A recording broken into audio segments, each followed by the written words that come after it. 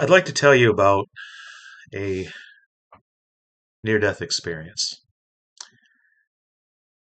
Back in 1982, I was 17 years old.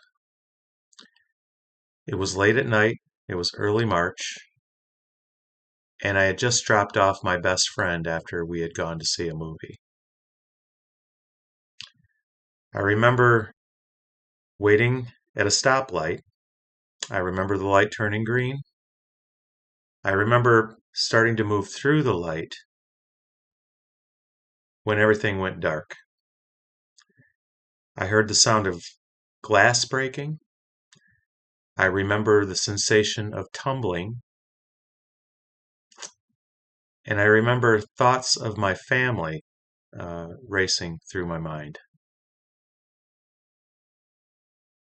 There may have been a white light, but I'm not sure, because I do remember waking up on the ground and seeing the headlights of my car shining brightly right in my face. But the one thing I do remember for certain is this warm, comforting feeling running through me. And the only way I can describe it is the feeling was like coming home from a long trip. Now remember, I'm only 17 years old at the time, so I really hadn't been on the earth that long. So if a 17-year-old is going to have a feeling like that, it would only make sense.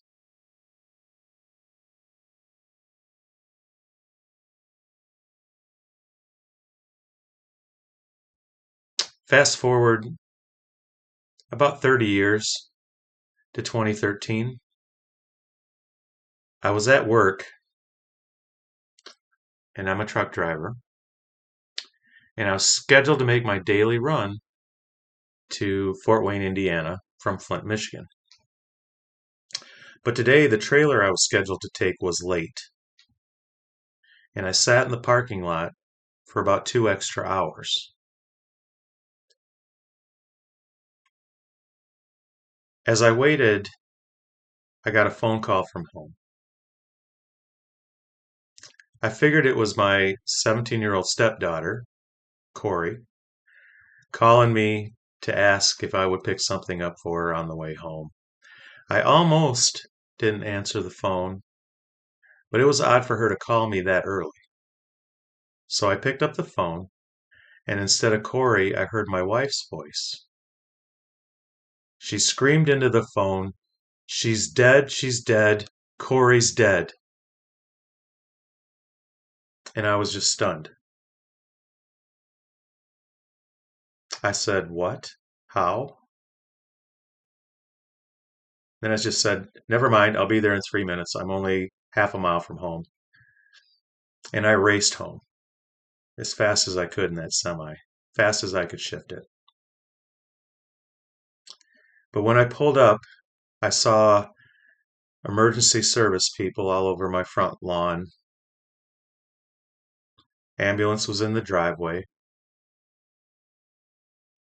but nobody looked like they were in a hurry. They were all just kind of standing around. And that's when I knew she was gone. So my wife and I were in shock for several days leading up to the funeral. The funeral had been delayed because of the autopsy. I remember the feeling of confusion because the autopsy report came back and it just didn't explain her death. It said she died of liver failure, but they couldn't list a cause. Then a couple days after her death, her senior pictures arrived in the mail. The grief came back stronger than ever because the shock had worn off quite a bit by that point.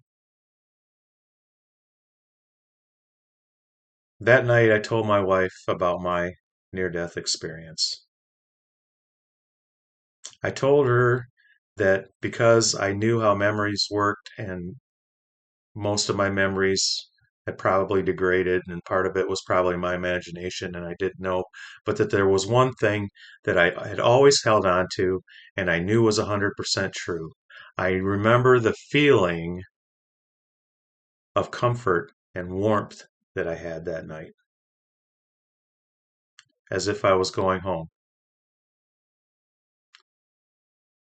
And as I recounted the story, I saw her face relax a little bit. And at that moment, it felt like pieces of a puzzle were just sliding into place. I also thought about what I had learned at Unity of Flint years earlier. And I realized that I was uniquely qualified to be in this situation, as terrible as it was.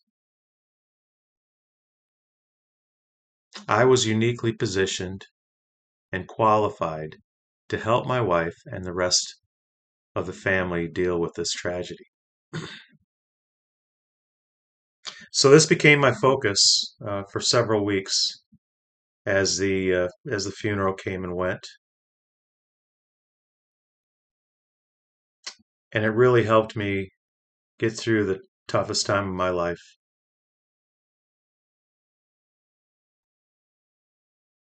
Today, even years later, I often think about what a wonderful person Corey was, how sensitive and caring and funny she was. I think about the over 200 kids from her school that showed up for the funeral. And I think about the over 50 kids that stood up and told stories about how Corey had helped them through some difficult situation they had experienced. But before the sadness overwhelms me, I remember that warm, comforting feeling. And I remember that Corey is home and in a better place. And that's my story. Thank you.